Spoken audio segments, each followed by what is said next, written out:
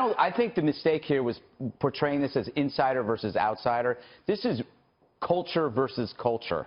When you're in a small town and Katy Perry and Lady Gaga and Funny or Die and Miley Cyrus mocks you for your unhappiness and for your beliefs, you now see millions of people saying, I've had enough of that culture. I don't need you anymore. This was the FU to popular culture. Hillary is less liked than the flu, but it's more than that. It's about the people that assumed that she had this to begin with, that she was entitled.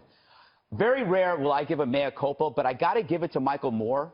You had him on. Absolutely. He was the most correct person on this because he was on the left and he saw what was happening. He saw a wide swath of people that were unhappy and were ignored by the left and the right. I have to buy him his favorite pie because he nailed this. Lastly, the one thing about Trump, ideology is dead. He killed it.